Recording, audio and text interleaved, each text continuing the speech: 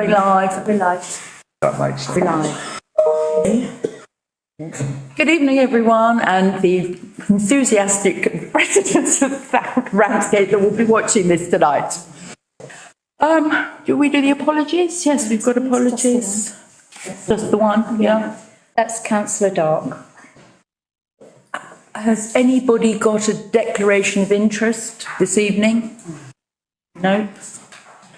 And could we approve the minutes of the previous meeting? I'll propose the minutes, Chair. Thank you very much, Councillor Woodward. Who seconded? Yep. Thank you. Yep. Oh, everybody in favour of that? Thank you, everyone. Could we give a vote of thanks to Deputy Town Clerk for staying behind last time and writing up? Oh, yes, yes. Well, we could we? Greatly appreciate it. Thank you. I'm not bad. You're definitely the one who stood up there. I think that's very appropriate. Thank you, Councillor Osborne, for reminding us of that. And thank you, Deputy Town Clerk. You're welcome, Chair. Thank you very much. We've got 4 planning applications tonight to consider. And would you like to read out the first one, which is 7 Prospect Terrace? Thank you. 7 Prospect Terrace, called in by Councillor Wing. This is a tree application. It's a 1 ornamental pear tree. Reason for felling is the ornamental pear tree in the front garden requires to fell to ground level, as is uprooting paving and encroaching and overgrowing its location. The applicant can't get her double buggy through the entrance and the roots are damaging the pathway, making the pathway very unstable and a serious trip hazard. As I said, Councillor Wing called this one in. Thank you. Do you want to speak to this, Councillor Wing? I mean, that doesn't give a true picture of what it's actually like, because the path is now clear. I actually know this building quite well because it used to belong to a friend of ours. There's actually a tree on the other side that I think is on their side, but I'm now not sure now. Now Dean's mentioned it. There's no other mitigations. I mean, the reason for the double buggy not getting through, there's a wrought iron gate which is narrower further down, which I don't see that as a valid reason. I mean, what annoys me is it's one of the few trees in the area. It's a huge habitat for sparrows who are there on a daily basis. I just think it's going to be a massive loss. I have read a recent document that was sent to TDC from an arborist, which actually wasn't part of, when I looked online, it wasn't there. For this, it wasn't in the application, so it's something that's been done subsequently. And I was just checking my TDC emails, and there was an attempt to put a TPO on it, but it wasn't considered appropriate for a TPO. But I just think there needs to be. It's all or nothing. Take the tree out. There's no look at alternatives or other mitigations like we said on other ones. I mean, those paving stones can be relayed to be flat. And obviously it's part of a listed building, so they can't get rid of it. So there are restrictions on what mitigations they can do. But I just think it's a real shame that we don't ask people to think of alternatives. And I think the reason this tree is being taken out is to increase their view. The tree on the other side doesn't look as healthy, and that isn't on the plan, so it must sit in next door's garden. But I'll have another look when I walk up there.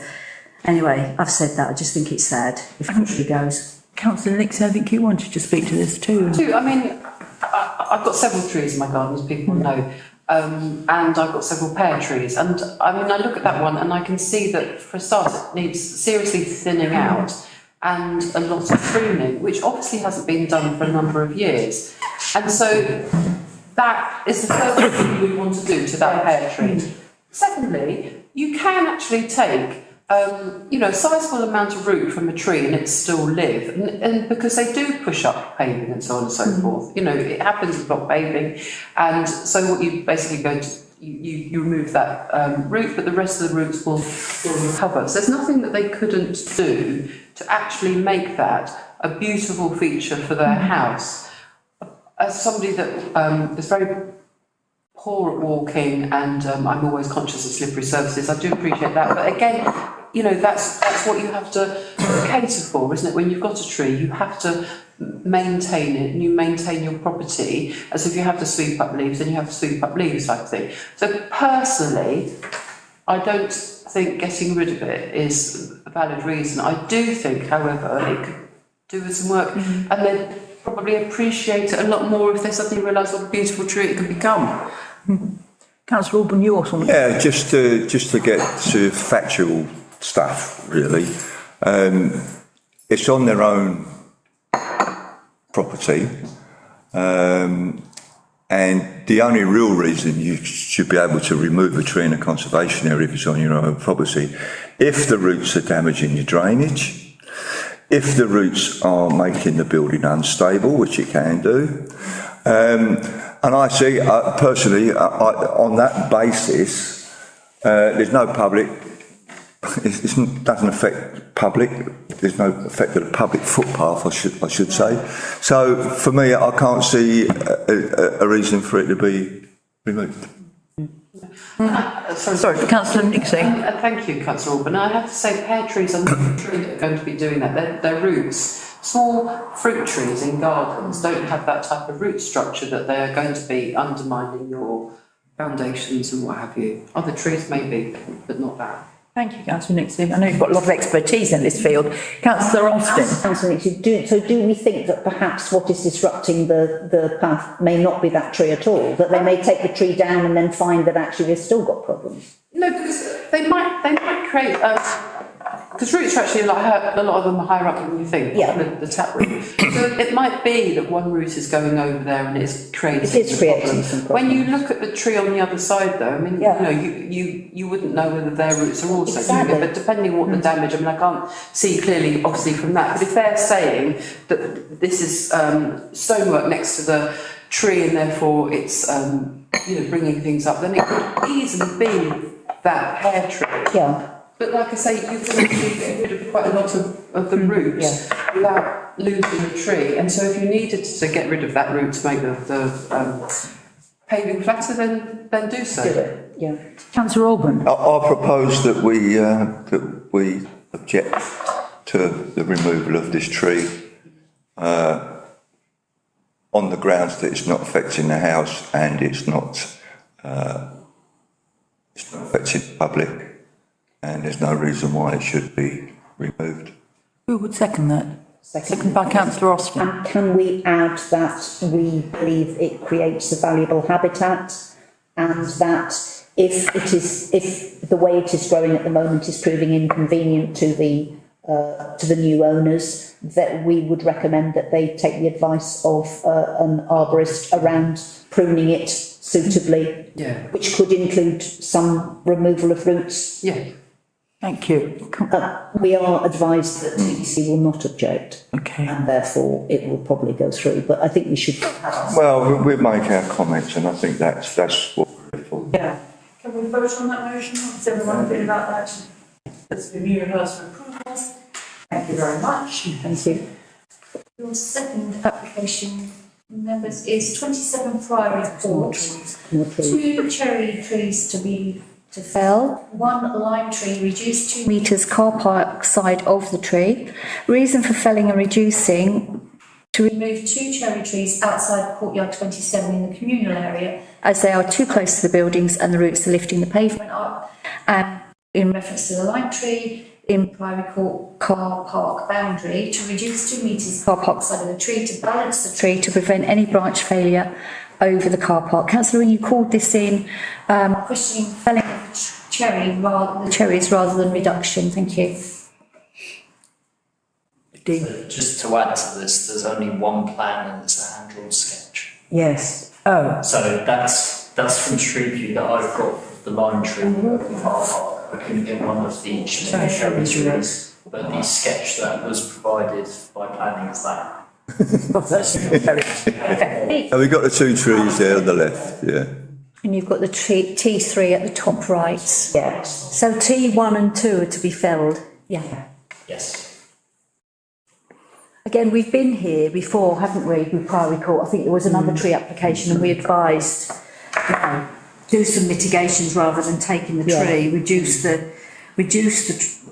lift the crown, reduce the top, redo the tarmac, The one on Westcliff Road definitely looks as if it does work, because it's definitely got a clear lean on it. So I, totally agree. And this one on this side that isn't part of it looks as if it's covered in ivy. So they're not being maintained, are they? So it's cheaper to just take them out. Yeah. Sorry, Councillor Austin. It seems odd that they are willing to consider doing works to the lime tree, but not to do the same with the cherry trees. And I don't, is there a horticultural reason why it's with cherry trees? Or? Is the lime tree not supposed to buildings, the cherry trees? Possibly. But you can't. Yeah, there's not enough evidence, is there? There's not enough.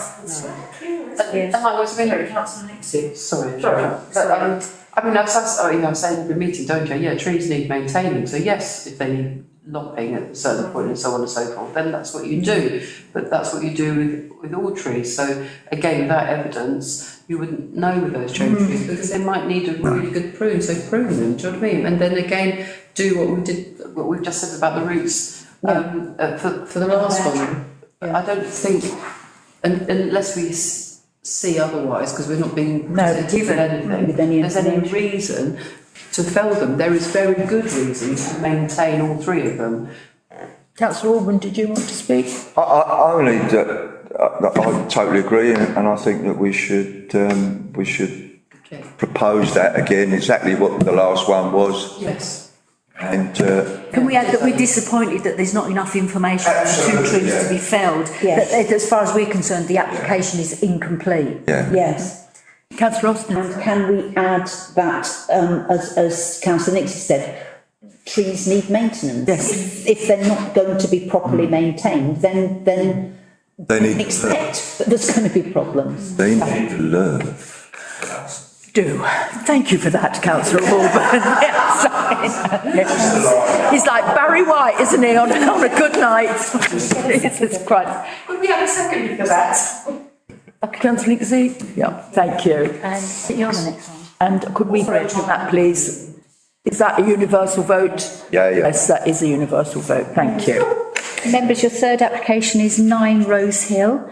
Change of use from single dwelling to one bed self-contained flat and 1 2-bed flat, together with proposed insertion of roof lights to rear extracts and alterations to fenestration. It's an amended application. That was the original. Yeah. It's now changed from 3-bed to 2-bed flat. There wasn't a 3-bed. 2-bed flat. It says change from 3-bed to 2-bed. The original application. That's the original. It's original application. Yes. Called in by Councillor Wing in a conservation area and questioned retrospect. And I know Dean's got information on this one. Thank you, Dean. So, if I just skip forward a bit, so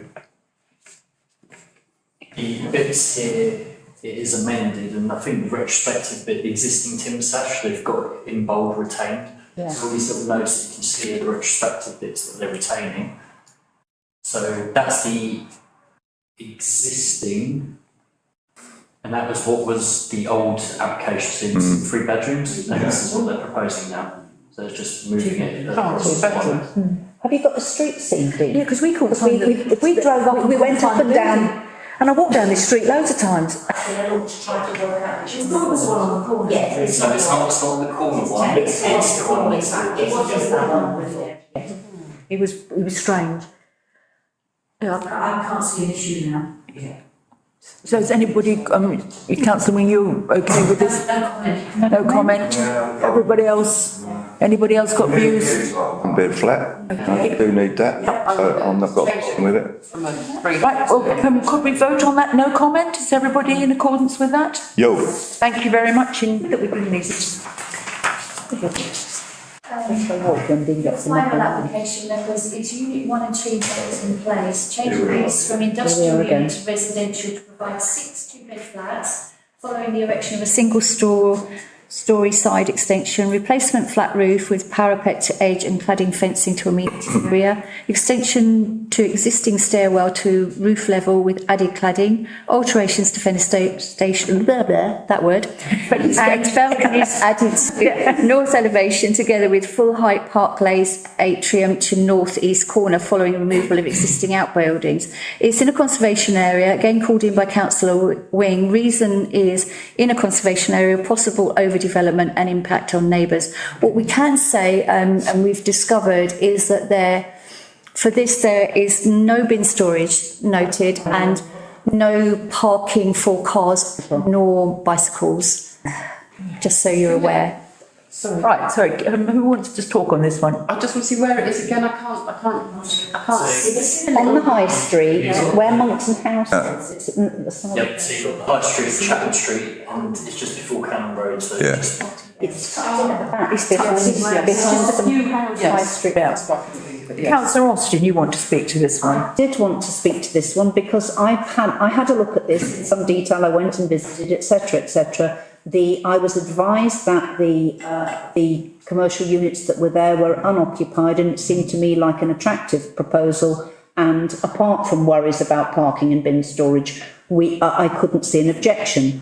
I then had discussions with some of the neighbours, and one neighbour who is a former planning officer pointed out to me that in fact at least one of the units is occupied by what he describes as the best carpenter in Thanet, who had been given a month's notice to quit after being there for some years, and that there are concerns about those businesses if they're forced to go out of there.